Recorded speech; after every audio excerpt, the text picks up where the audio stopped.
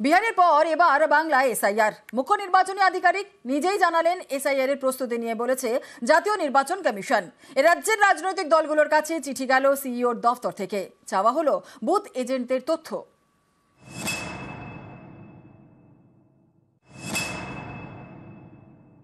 इसे बोले एसआईआर प्रस्तुति करने ऐसा पदक्षेप लिया जाए। জল্পনা চলছিল অনেকদিন ধরেই। শুক্রবার মুখ্য নির্বাচনী আধিকারিক নিজেই স্পষ্ট করে দিলেন, জানিয়ে দিলেন জাতীয় নির্বাচন কমিশন নির্দেশ দিয়েছে পশ্চিমবঙ্গে ভোটার তালিকার বিশেষ নিবিড় সংশোধন বা এসআইআর এর প্রস্তুতি নিতে।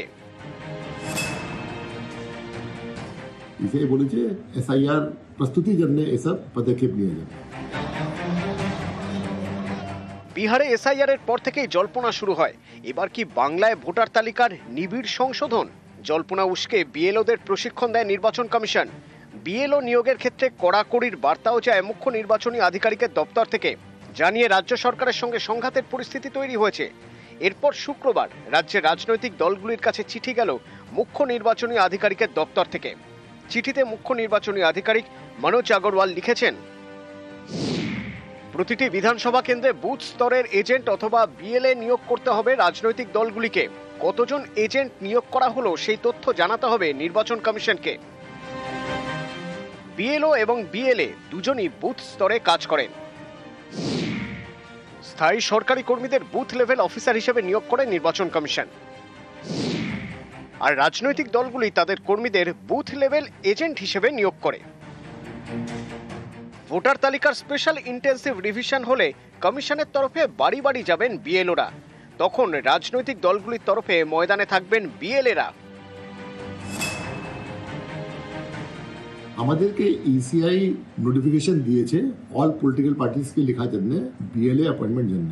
আমরা অল পলিটিক্যাল পার্টিসকে লিখেছি বুথ লেভেল এজেন্টসকে অ্যাপয়েন্ট করার জন্য আমরা রিকোয়েস্ট করেছি। কনস্টিটুয়েন্সি ওয়াইজ ও জেলা ওয়াইজ কতজন অ্যাপয়েন্ট ওরা করেছে আমাদেরকে লিস্ট দিয়ে দেবেন, আমরা ওটা ইসিআই কাছে পাঠিয়ে দেবো। ইসিআই বলেছে এসআইআর প্রস্তুতি জন্য এসব পদক্ষেপ নিয়ে যাবে।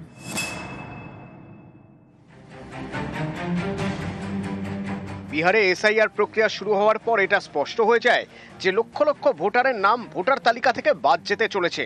এ নিয়ে সরব হয় বিজেপি বিরোধী দলগুলি।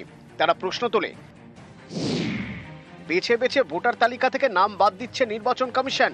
পাল্টা নির্বাচন কমিশনের তরফে প্রশ্ন তোলা হয়, বুথ স্তরে প্রতিটি দলের এজেন্ট থাকেন, বিএলওরা যখন বাড়ি বাড়ি যাচ্ছিলেন তখন রাজনৈতিক দলগুলির এজেন্টরা কি করছিলেন?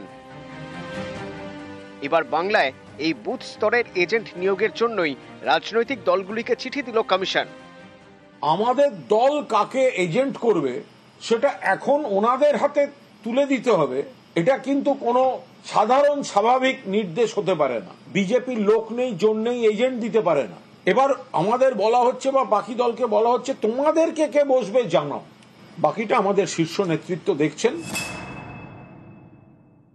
সাংবিধানিক এখতিয়ারের বাইরে গিয়ে আপনি করতে পারেন না। আপনাকে সংবিধানে পিপল রিপ্রেজেন্টেশন অ্যাক্ট ভারতবর্ষে তার নির্ধারণ করা আছে যে আপনি কত দূর যেতে পারেন, কত দূর যেতে পারেন না।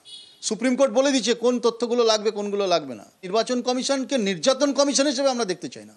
নির্বাচন কমিশন নির্বাচনটা করুক। ইন্টেন্সিভের লক্ষ্য কি এটা হবে যে বিজেপির সুবিধার্থে ব্যবস্থাপনা করা, যেমন মহারাষ্ট্র অথবা বিহারে হচ্ছে? আসলে ভোটারকে চোখ রাঙিয়ে বাপ ঠাকুরদার কাগজ আনো, না আনলে বাতিল, আসামের মতন ডাউটফুল ভোটার করা অথবা বিহারের মতন পরিযায়ী শ্রমিক তাকে নিখোঁজ বলে দাগিয়ে দেওয়া, এইটা নির্বাচন কমিশন করতে চাইলে তাকে চূড়ান্তভাবে বাধা দেওয়া হবে।